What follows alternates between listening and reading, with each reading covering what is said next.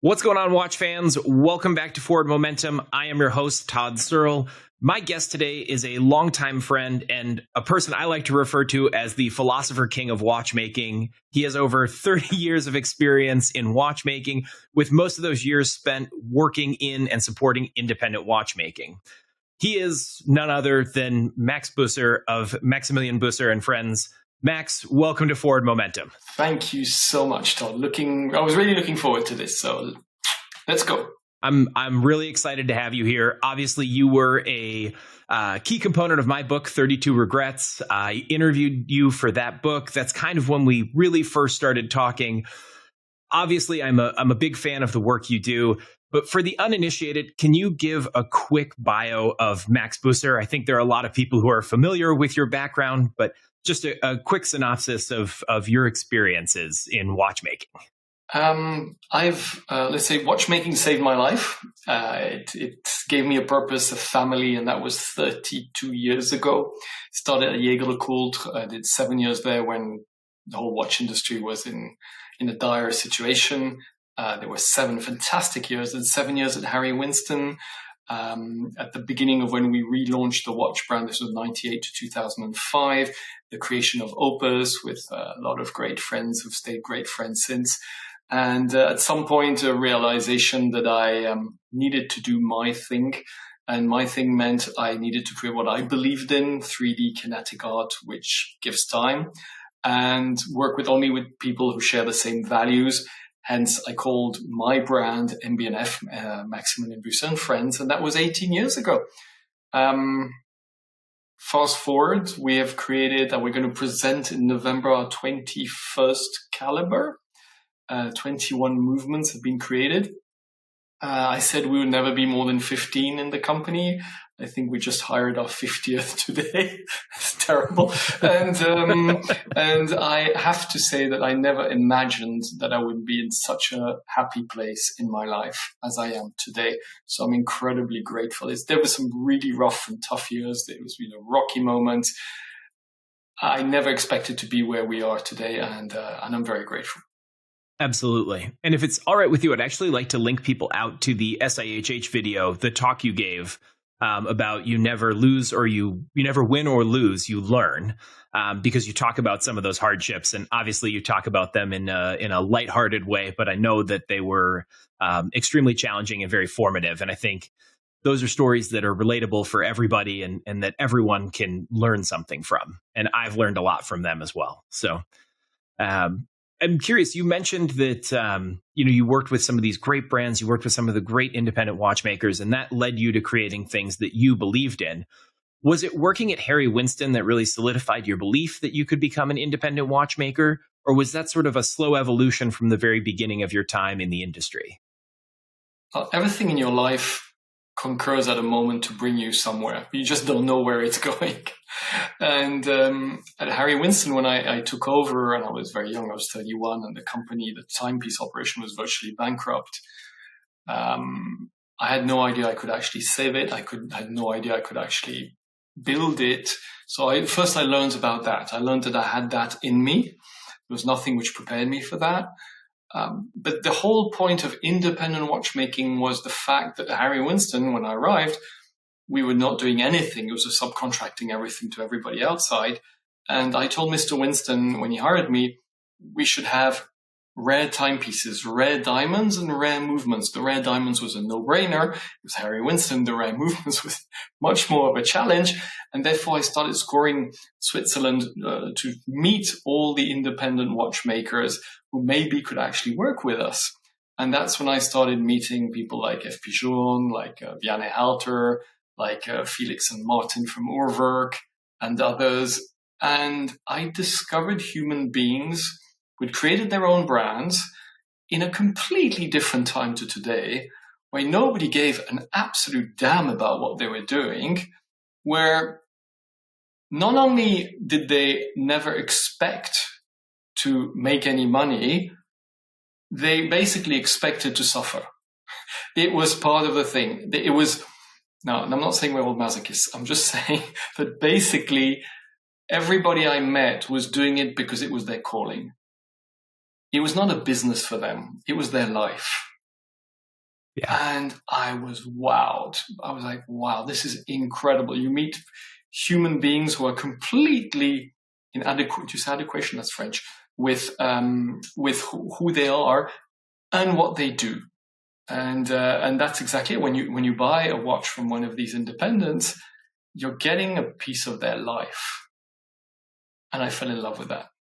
Yeah, that's I think that's so relatable for most collectors of independent watchmaking, or most people who fall in love with independent watchmaking, because it's not about the watches. It's really easy to fall in love with the people behind the brands, and really understand that they are giving you part of their life and their time and their expertise. That I think also there's an element that it's taken something from them too. It's exacted its toll on them as well. So I think in many cases it's a symbiotic relationship where it's not just patronage, but people see a little bit of themselves in the makers as well. Definitely. When anybody who purchased a piece from any of us in the last 20 years was actually not only enjoying an incredible piece of watchmaking, a very rare piece, a hand-finished piece, but also they were helping us. They were helping us to create the next piece. And that gives an extra flavor, an extra meaning to us and to them. Absolutely. And it's changed a little bit since then too. I'm assuming that you've seen some crazy changes in the independent watchmaking space, and especially in the last 5 years. Or you can What's say the 3 biggest years. change? Or you can say 2.5 years, basically.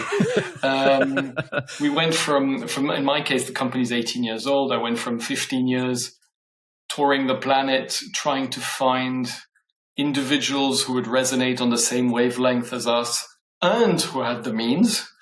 I found a lot of people who actually loved what I did, what we did. But of course, our pieces come with a price because they're incredible works of engineering and artisanship. And so it was really, I'll always remember that the evening I met my wife-to-be, the first time I met her, the next day I was leaving for 5 weeks around the world. I would take around the world tickets because they were cheaper and just go one city after the other, and from 8 a.m. to midnight, meet and talk and explain. And I hate selling. It's something which I really resent, especially as you create something you believe in, and it's not because you think people are going to love it, it's because you love it. So it's very humiliating to go and try and explain to people why they should like what you like. But what I would do is basically explain why we did what we did and how we did it. And from time to time, there were some incredible meetings, like with you and with others, where suddenly you meet like-minded individuals who go, you know what? That talks to me. Wow. And there you go. Yeah, that's very kind of you to say, but I think it's absolutely true. And I'm curious. I want to take a step back for a second. How do you define independent watchmaking? I will say I talk of it as independent artisanal watchmaking, what we do, and a few of our friends do, because it is really artisanship. We craft very few pieces every month, still hand finished. We're a handful, maybe a little bit more than a handful of artisans still hand finishing our pieces. So that is one thing, but independent de facto has become a sort of a term which coins any small brand which is not owned by a group. But that can be a very wide definition, which can englobe a lot of different companies, which don't all have the same ethos or the same way of working. Absolutely. And how, coming from looking at brands, the sort of big brands in the industry that are doing this sort of industrialized watchmaking, how does someone get through the pipeline to get to the independent artisanal watchmaking that MB&F does? How long does it take for a watchmaker to find their way to you? And how do you keep the craft alive going forward? It's a good question. What we've discovered is that watchmaking, like virtually everything, is a mindset. So what's incredible with us that every single watchmaker who's joined us from the beginning is still in the company. And some of them were young and had some good experience, but we took a risk on them. And the group brought them up to speed. And I'm incredibly proud of that. And if anybody comes to visit our little workshops, what we call the M.A.D house in Geneva, we will ask you, what's your serial number? And I will introduce to you every watchmaker who's actually worked. I mean, the watchmaker who's worked on your watch. And that's pretty unique because they're still all working with us. But they arrived That's incredible. Stages. And some were really, really good from the beginning, and others they were on the runway. Right. And today everybody's at full speed. Amazing. It's incredible. And it is very cool to come visit the M.A.D house. So quick plug for anyone who's going to Geneva. If you can arrange it, I'd highly recommend it. And being introduced to the person who made your watch or the watch that is on your wrist is an incredible experience too. But also getting to see the workshop, getting to see how everything comes together, the flow, how you set things up. It's very different to other brands, and it's a great experience. Thank you. I want to circle back a little bit on watchmaking over the last, we were talking last 5 years, and you said last 2.5, last year, how things have changed. How have things changed for MB&F and for independent watchmaking, and to what do you attribute that change? So indeed, there's been an insane acceleration of demand, which is not plus 20 or plus 50%. It's multiplied by 5, 10, the amount of people who suddenly want one of our pieces. And they're not speculators, which is something I'm incredibly grateful for. They're not people who are trying to buy them to flip them. I have to say that our pieces have got a higher secondary market price than the new, but it's not multiplied by 2, 3, 4 of some other brands. So it's always been people who really wanted to own and wear one of our pieces, and that's just been exponential in the last 2 years. And of course, we were not able, we first didn't want to grow, and then we were not able to grow when we decided, okay, we have to do something about it because our waiting lists are looking absolutely nuts. And so let's try and do a few more pieces. And when you hand finish everything, you end up, we managed to do like 50 to 60 more watches every year in the last 2 years. But the demand was for 1,000, 2,000. And, wow. And so I don't think it's made any change. The needle hasn't moved because of that. And so what is it due to? Honestly, I've honestly been debating a lot on what. I think there are multiple factors. I mean, if we hadn't done all the work we did in the 15 years before, I don't think it would happen. Clearly, the pandemic era where everybody was in front of for those who were in front of social media, where they discovered us. But I have to say, I'll be a little bit more pragmatic. A person who used to buy an MB&F 5-10 years ago knew that if they wanted to resell it, they would lose 30-40%. And it would be really tough to find somebody to buy that watch off them, even at that price, because there was such a small ecosystem of people who are interested in it. And therefore, the customers of 5-10 years ago or 15 years ago were what I call insane lovers. Meaning they were absolutely in love with what we did, but they were completely insane because they were ready to lose their shirt. And then when suddenly this demand started in 2020, overtaking what we could produce, the secondary market prices started getting pretty close to retail. I'm not saying overtaking retail. I'm just saying getting close to retail. And suddenly we saw, for every insane lover, we saw 10 pragmatic lovers arrive. People who actually had been following the brand for years. They loved what we did, but they were not ready to get whacked on the secondary market.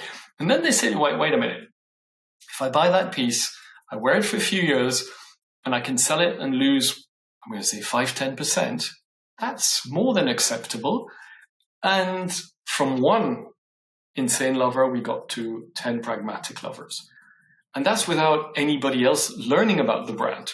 Yeah. And then, of course, it snowballed where, as you couldn't get them and the waiting list started growing, suddenly it's one of the many talks of the town saying, oh, it's the watch you need to get, but you can't get. And human beings, I'm sorry, are so predictable. They so want what they can't have. And it's not my fault, but that's the way it works. And then suddenly you have all these people who have got FOMO and like, oh, I need you, what are you doing? I'm like, where were you for the last 15 years? I would have got it to you in a second 5 years ago. I had stock, I had inventory. Now it's going to be complicated. And we're first, of course, going to advantage those who helped us for the first 15 years, those who were there when nobody wanted the brand. I'm sorry, you're going to have to wait a little bit more than them. So that's where we are today. Amazing. Yeah, it's incredible. It's just incredible to hear how far or how much things have changed, I think is what I'd say. And how many people come to me and say, hey, tell me about MB&F. Like, well, how much time do you have? What do you want to know? There's a lot to learn here. But it's been great seeing the rise of the brand and seeing just what has happened for you guys. And with the rise of the brand, obviously, I would be remiss if we didn't talk about the M.A.D gallery and M.A.D editions, two things that you've brought online that I'd love to get your take on. And since we're talking watches, I guess let's start with M.A.D editions. And you started, you've said that you started M.A.D editions and released the M.A.D one as a way to thank all the people who were there for you along the way. When did that start to become an idea, and when did it move from idea to execution phase? And then why was it so important to you to create M.A.D one? So as a creator, you get incredible personal gratification from seeing your ideas come to life. That's your first step. And in that, I've been incredibly lucky and happy. Then, of course, when you have clients who love what you do, you get that second kick. It's like, wow, and there are actually people ready to buy it. That's incredible. So you get that second shot of dopamine. But I come from a middle-class family, and over the years of getting the kudos and my face in newspapers and the brand going from success to success, there was one thing which stayed with me, which made me feel sad. And it was that my old friends, my family, nobody can afford an M.B&F. So the people you love can't have what you've made. And so whatever success you have, this sort of big dark hole dragging you down.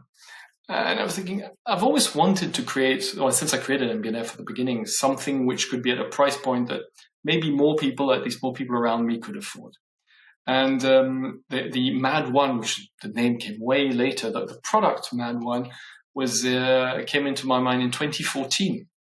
So I designed that piece in 2014 on an acupuncture table with about 20 needles on me. And I visualized that, and it was originally going to be maybe an M.B&F. And I thought, oh, wait a minute. Maybe if we don't put a hand-finished expensive movement, we put an industrial movement in it as a base, we could actually access a completely different price point. 2014. We virtually developed it between 2014 and 2015. I was going to create a whole brand around it. We started working on everything around that. And in 2018, I killed the whole project.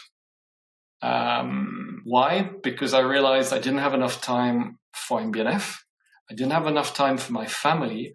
What the hell was wrong with me to think that I could actually launch in parallel to all that a second brand? I was like, where was I going to find the time? Also, as you grow older, your priorities get maybe a little bit more grounded in what's important. And so I killed it, and we left it there. Pandemic hits, March 2020, everybody's sent home. all our suppliers are closed, all the artisans are closed, all our retailers are closed, all my team is back home.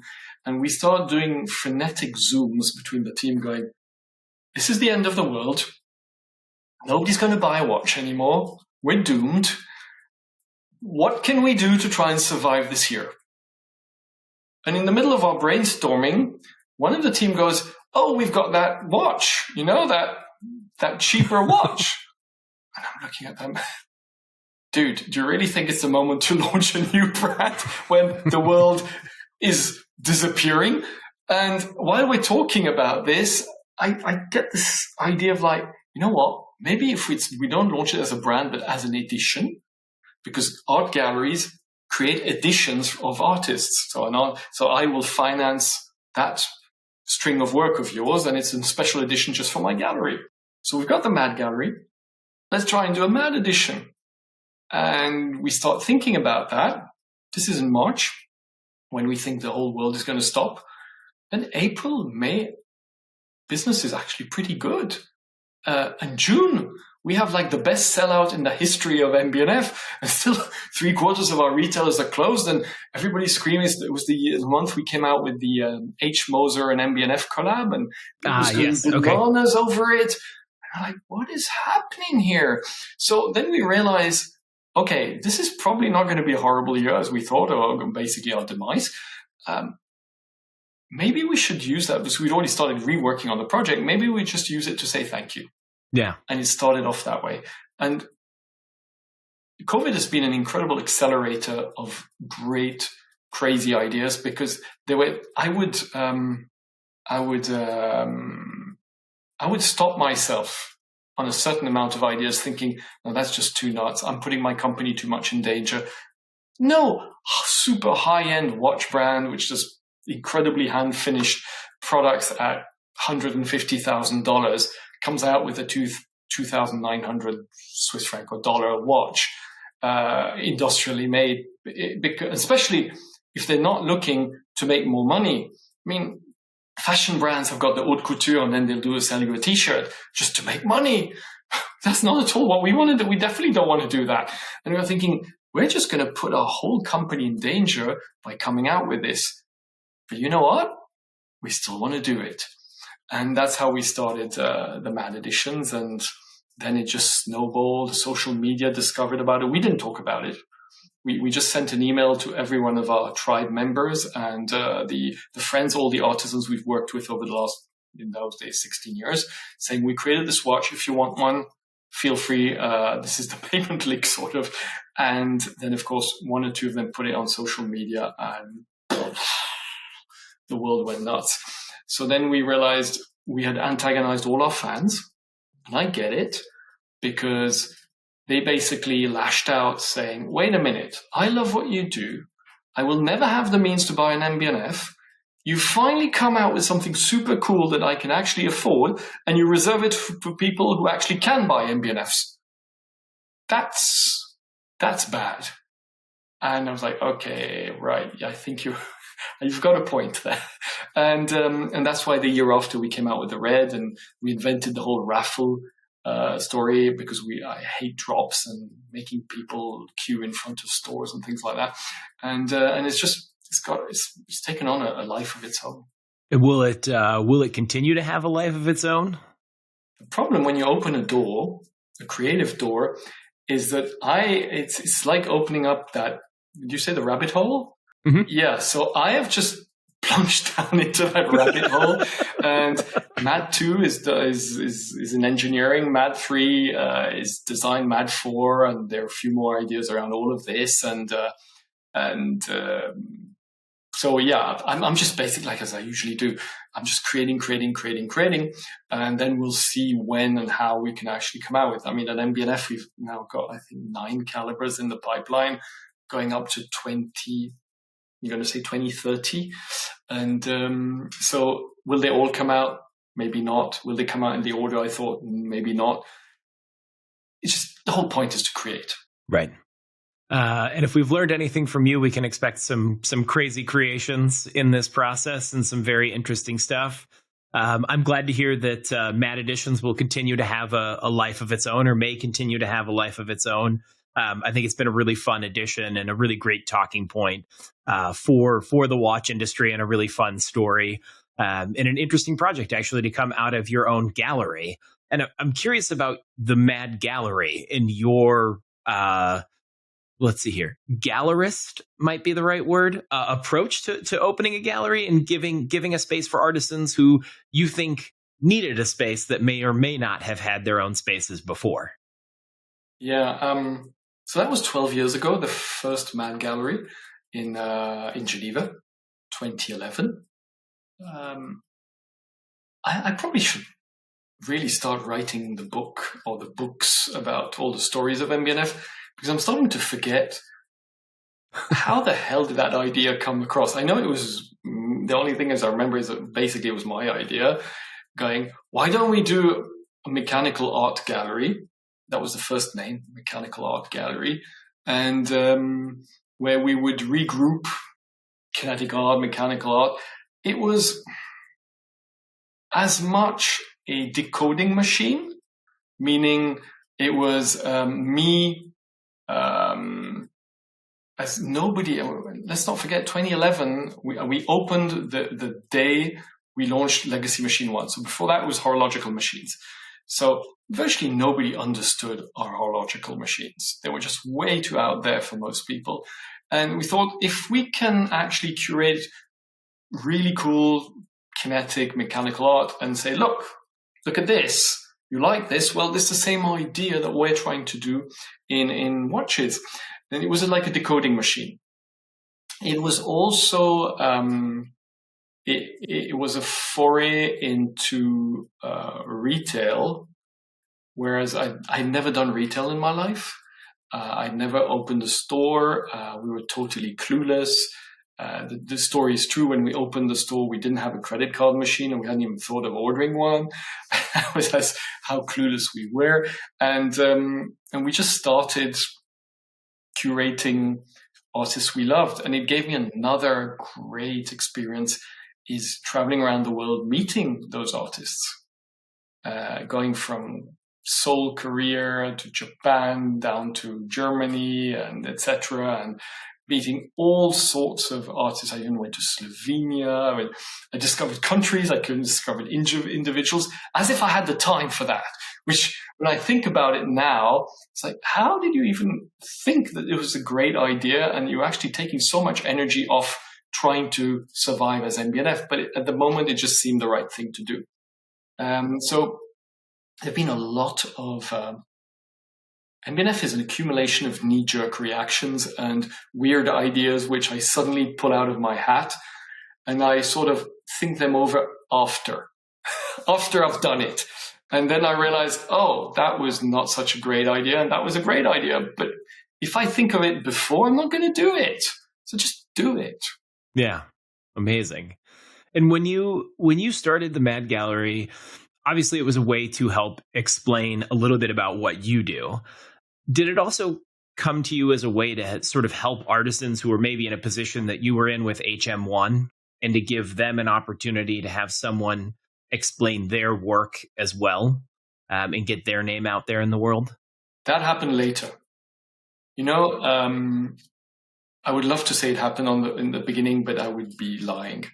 There's this thing when you're in a plane, and they tell you if there is a loss of pressure, put on your mask and then help your neighbor. Right.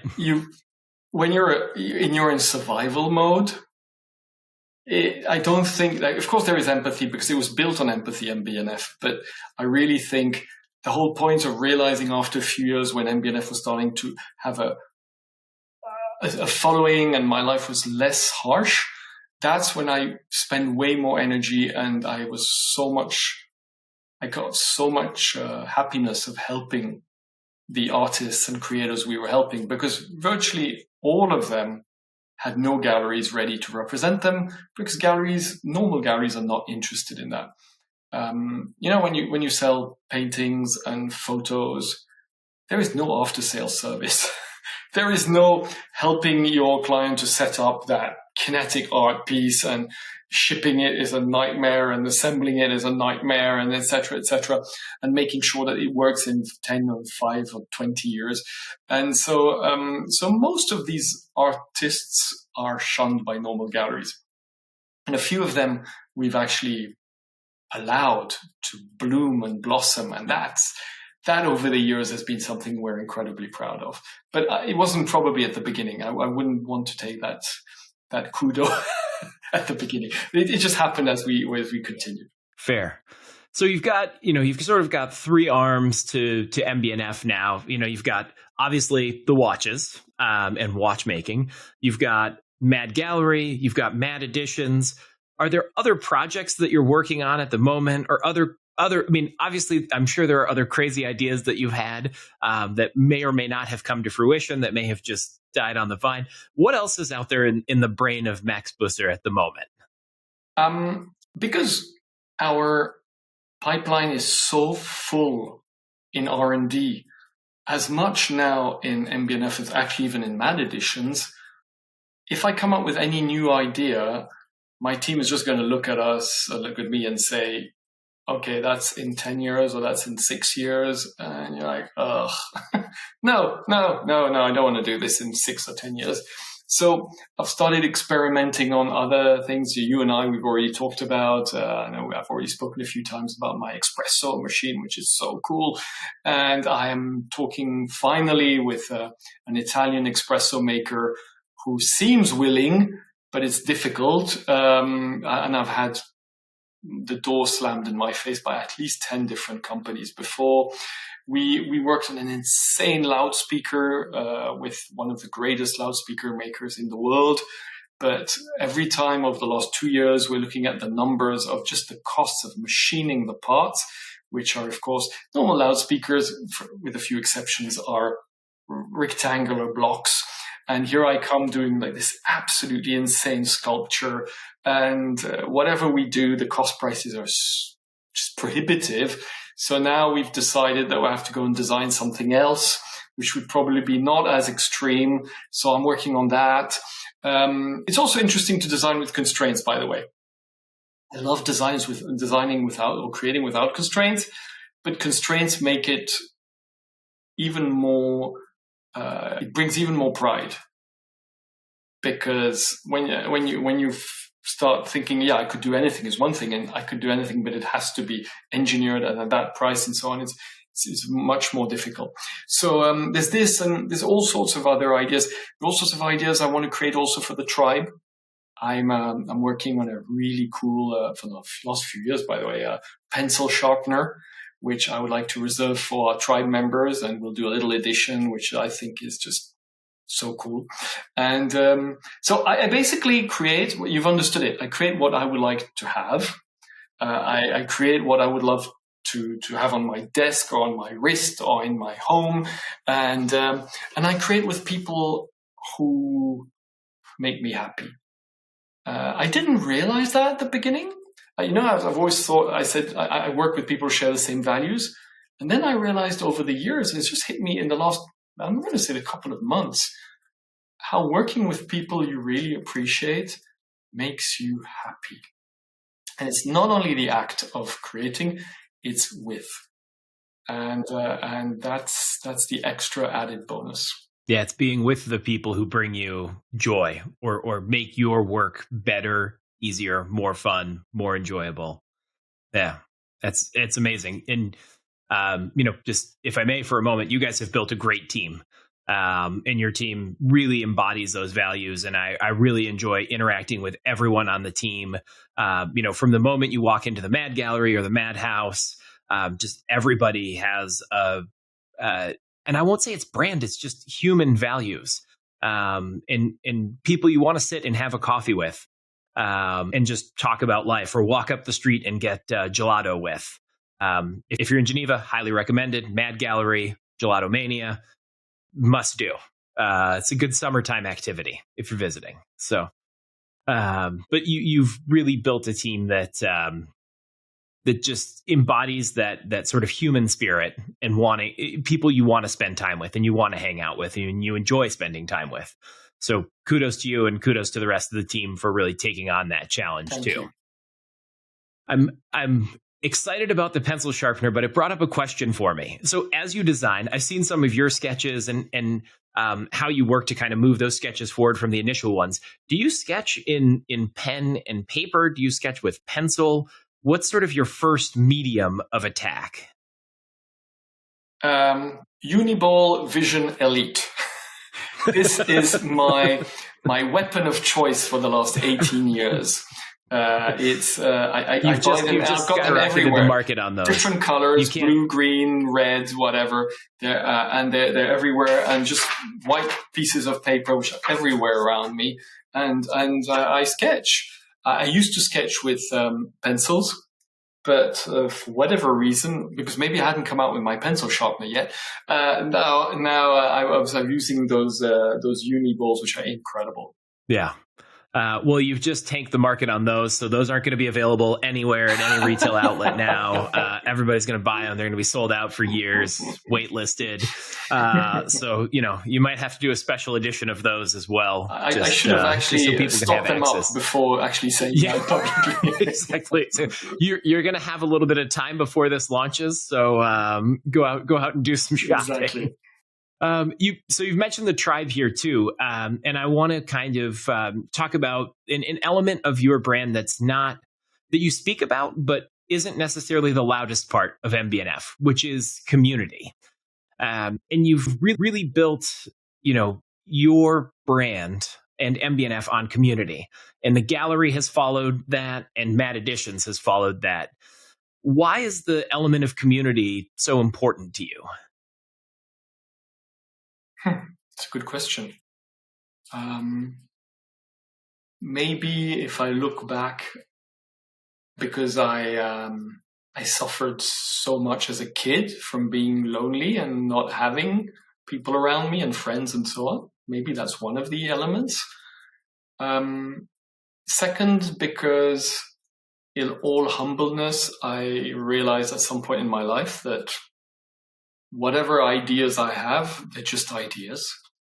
And that without all the people around me to transform them into reality, they just remain things in my head. And then it was actually the TED conferences, which made me understand a lot of things. So I was an avid TEDster when I still had a little bit of time. That means before I had kids. And so I used to go to the TED conference in Edinburgh, in California, and fly right, left, and center. And the first time I registered, there was a process where not only do you have to pay a hell of a lot of money to attend, at least I thought in those days, but they actually ask you for your resume. And you have to start answer all sorts of questions on why you are worthy to assist. And I thought that was so arrogant of these people. Like, who the hell do you think you are to start questioning me if I'm allowed to come and give you my money and listen to the speakers? And then I got it. Because for 3 days, you hear some incredible talks, which are really eye-opening and makes you understand a lot of things. But as importantly, at every given time during breaks, lunches, and dinners, everybody's alone. Nobody's with their spouses, their plus ones. So nobody knows anybody. You've got about 1,200 people in the audience. Everybody you meet is super interesting. And I realized, wow, that's something which I have started to understand over the last years with MB&F customers. And I'm not trying to flatter anybody. And it's not 100% of them, but a vast majority of MB&F customers are really interesting people. And I've got to know a lot of them through all my traveling over the years. And some have become really good personal friends. And when you meet really interesting people, what's your next step? You want them to meet. Wouldn't that be great? That's what you do in your own homes. You have dinners and you invite X, Y, and Z because you think they will get along. So that little thing that we do in our little homes, I am now trying to expand because I really would love all of the MB&F owners to slowly get to know each other, because I think there was so much to enjoy and learn from each other. Yeah, absolutely. I think you take an approach of the exchange of ideas. And by exchanging ideas, you get the best possible creative outcomes. And I think we can see that with some of the horological machines and with some of the legacy machines and with the watchmakers and the artisans that you've worked with to bring them to life. I think the collaborative exchange is something that you guys also promote that's really interesting. And I'd never thought about that part of the tribe, that by getting people together, maybe you're walking away with something interesting or new businesses or just even new friendships and, new people who, spending time with people who you probably wouldn't otherwise have spent time with. Don't get me wrong. This is not the Rotaries or some sort of YPO or like a business sort of environment where you can have contacts and start creating businesses together. It's absolutely not that. It's just that MB&F owners have got a pretty specific psyche. They've got a pretty specific way of thinking. They're outliers, most of them. They know who they are. The why is probably more important than the what. And all these things, which you don't really see so often in most human beings, they add up. So put them together, and you usually have something interesting coming out of it. Yeah, absolutely. I've found the people that I've met from the tribe are a very sort of creative community, even if their work isn't necessarily the creative output that you would anticipate from somebody who is highly creative. They're very, very interesting group of folks. And you just said something that kind of triggered something in my brain, and I can see that you've got a Simon Sinek book behind you, and you were talking about the TED conferences. What's your why? I'd be really curious to hear you define, Simon Sinek's Start With Why. I'd be really curious to hear your sort of answer to that question. So my why from the beginning was very clear from day one. I want to be proud the last day of my life. I want to be proud as a human being, as an entrepreneur, as a creator, in everything I do.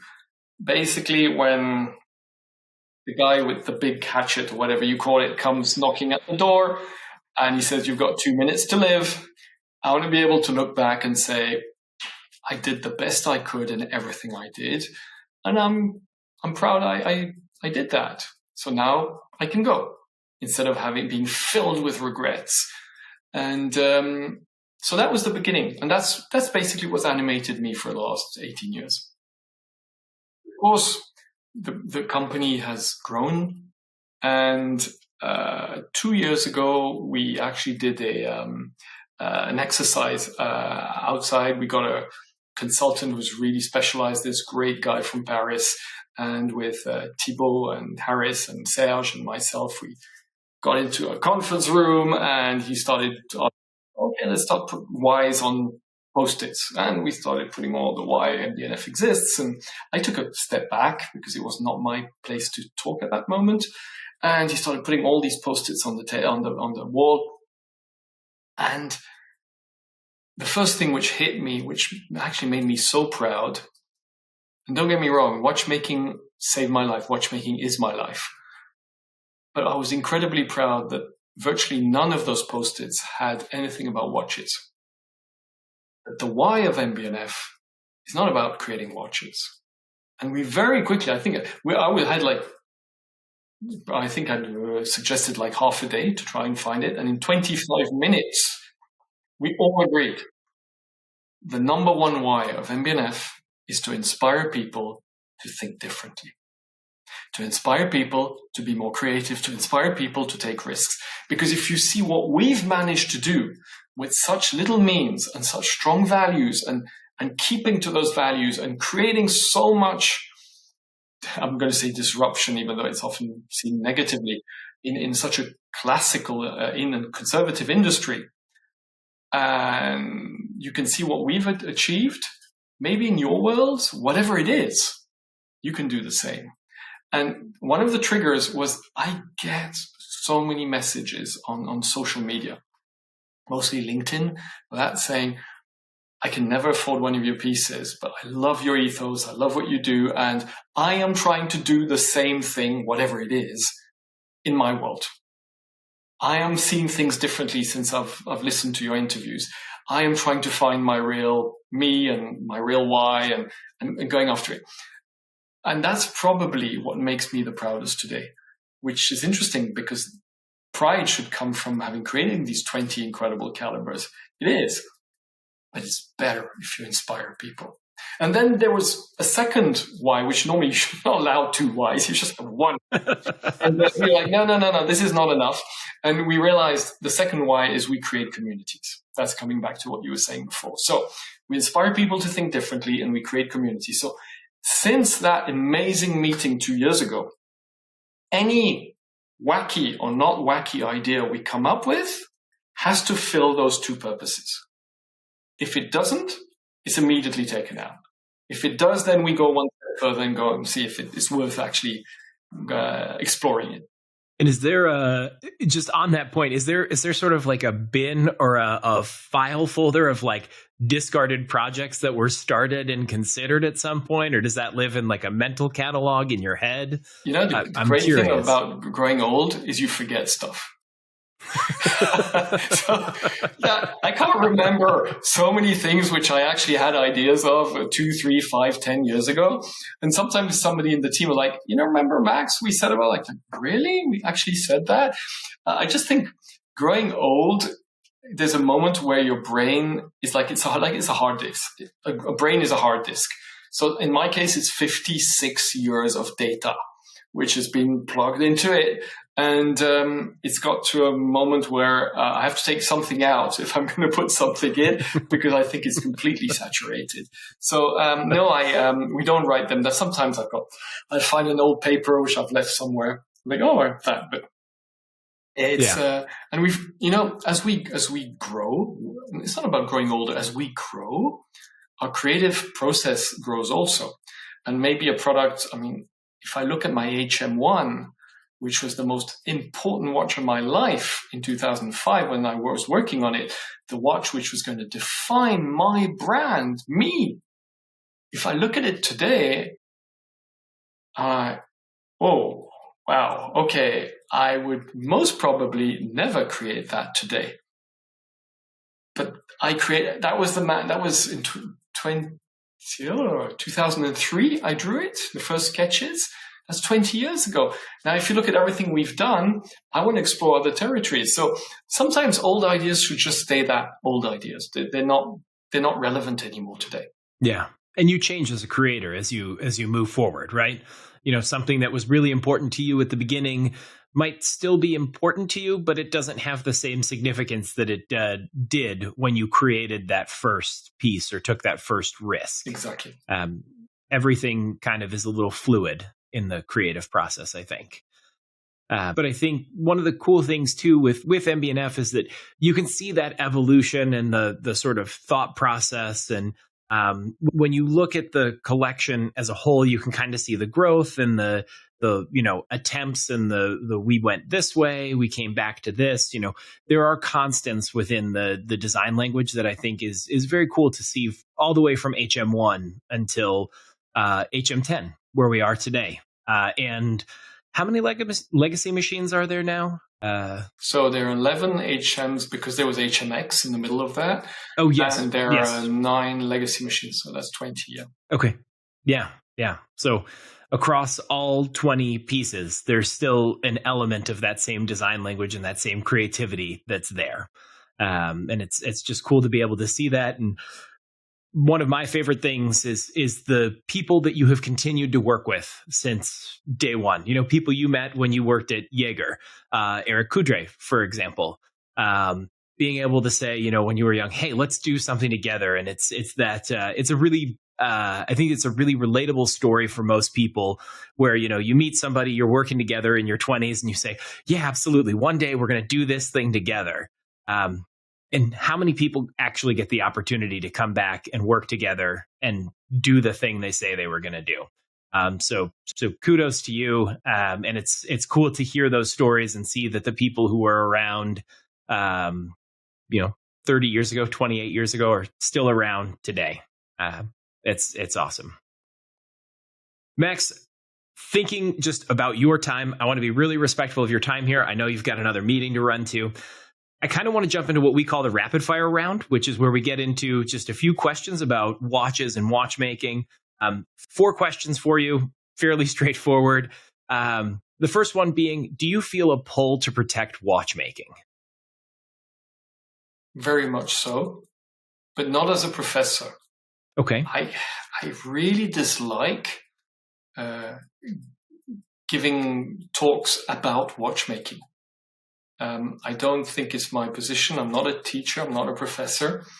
But I think we're putting the whole of MB&F story is something which can inspire a certain amount of brands and creators to take more risks and be a little bit more, let's say, just creative. And that's my way of giving back to an industry which gave me everything, which built me. So yes, very much. Absolutely. And what watch is currently getting the most wrist time for you? I'm assuming it's an MB&F, but it might not be. I'm curious what your answer will be for this. As you know, Todd, I like you. I've got an issue. I'm an addict, and I buy watches, and so.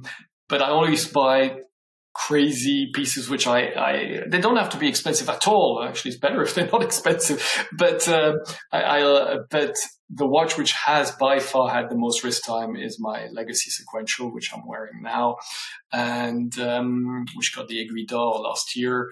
And every interview you've seen me or any YouTube, you see I'm wearing that watch since we came out with it. And as much because it's such a great watch to wear and so beautiful as the whole story, but I think even more importantly, the whole story of Stephen McDonnell, the perpetual, the sequential, that incredible human being and all the challenges he has had to overcome and he still has to overcome in his life, in his head, to come out with those movements. It's an incredibly important watch. The both of them, perpetual and sequential, for me. Amazing. In one sentence, and this is the important part, one sentence, what's one thing you wish people knew about watchmaking or the watch industry? Ooh, that's a tough one. I wish they would educate themselves more on the why and the how. That everything which is expensive doesn't mean is great. Everything which is very well known, maybe there's an incredible alternative which is less known. And I think people should know that it's a journey. It's a journey where you will start somewhere and never end. And you'll just go on learning and discovering, and what you thought was the apex 5 years ago, you'll think of like, oh gosh, why did I think that today? And so I think that, yes, watchmaking and as watch lovers, it's a journey. Absolutely. I would agree with that. And I can't concur more with that statement. It's journey. Give yourself over to it, explore, learn, talk to people who know more than you, visit museums, do the important stuff because it helps you learn. And not everything which is expensive is great. You can get great, absolutely amazing kicks and adrenaline. I mean, I think that one of the last watches I bought was an early 90s Seiko digital called the Frequency, which is so cool. It was made 30 years ago and it has a beatbox in it. It was made for DJs, and there's a button where you can accelerate or decelerate the beat, and it goes boom, boom, boom, boom. and this watch is so cool to look at. I mean, I was showing it to Laurent Picciotto from Chrono Passion. He didn't know about it. Most people never heard of it. I found it on a Japanese Instagram account. I was like, whoa, I need this. It's $200 I paid for it. And that gave me such incredible joy, that watch. It doesn't have to be always mechanical, hand-finished, incredible. Yeah, of course it does make me happy, but that doesn't have to be when you're a watch lover. Yeah. It's interesting to me too how many people come at watches from a perspective of either Seiko or Swatch, brands that produce in mass quantities at sort of lower price points, and how passionate their collector communities are, and then how passionate people are just about learning about watches. They might never be able to afford any of these mechanical watches, but they're passionate about learning about it and learning the history and traveling to go see these watches and clocks in museums. And I think that's one of the most fascinating parts about the watch world, is that collector doesn't by definition mean that you have to own many watches. I think collector, one thing we get wrong in collecting or in the watch world is collector is really a mindset. And it's a mindset of if you're willing to learn, if you're willing to explore and try new things, try on new ideas, know the history, and then see what people are doing with it. And it again creates communities. One of our very good mutual friends, who's quite a lot on Instagram, when he arrives in a city, posts a few photos, does a few stories saying, I'm here, and suddenly he has other watch collectors he's never met, but who follow him on Instagram going, hey, dude, you're here. Let's go and have a coffee. And he was telling me, I have met so many incredible people in my travels. Well, I just go to a city or wherever, post a few photos, and suddenly I've got a posse of 10 people that I meet up with. And that's one of the many things I love about our communities. Absolutely. Max, where can people find you? Where do people find MB&F? Where do people find you? How do people get in touch with you if they want to? What are the best places to find Maximilian Büsser? Okay, I shouldn't even tell you that because I've already got so many messages on social media. I've got so many people who write to me on Instagram and LinkedIn. Luckily, I'm not on Snapchat or TikTok or whatever. I would go completely bonkers because I try and respond to everybody, which is always very surprising to most. People will ask me a question, I'll answer, and they're like, "Oh, you answered." Yeah, you asked a question. Like, yeah, but nobody ever answers me. It's like, okay, well, that's that's the way I was brought up. I mean, that's the way they treat people the way you want to be treated. And so of course, there's an Instagram account. There's the MB&F account, but that's not me. There's my Max Büsser account on Instagram. There's LinkedIn, etc. Now, the brand itself, we are in 10 countries, 11 countries, and 15 doors. There are 2 M.A.D galleries, one in Geneva, one in Dubai. There are MB&F labs now in Taipei, Singapore, Paris. Soon one is opening in Beverly Hills, and then hopefully not far after one, another one in Silicon Valley. And then there are other retail partners where we work with. And so it's not that easy to find. But we had to at some point. We were 28, 30. At some point, 10 years ago, I think we were in 45 doors in probably 40 countries. We had to just cut down because every door which represents us has virtually no inventory. So it's already having 15 doors with no inventory. 30 doesn't make any sense at all. So unfortunately, we had to cut down. Absolutely. Max, I want to thank you so much for coming on Forward Momentum today. Like I said, you are a deep thinker, you are a creator and an artist. I really enjoy every time I speak with you because I learn about new projects that you were working on or that you've been thinking about in the background. And I love getting this sort of holistic look at the brain of Max Büsser because there are so many projects and so many things that you do that I sort of think some of them are like so outlandish. I'm like, how did he come up with this? And it's just, your thought process is like, oh, I just wanted this for my apartment. And I figured other people would want this same thing too. And so I've really enjoyed this conversation. Thank you, as always, for being yourself and encouraging other people to take risks and be creative. Thank you. Thank you, Todd. It's been, as usual, an absolute great pleasure.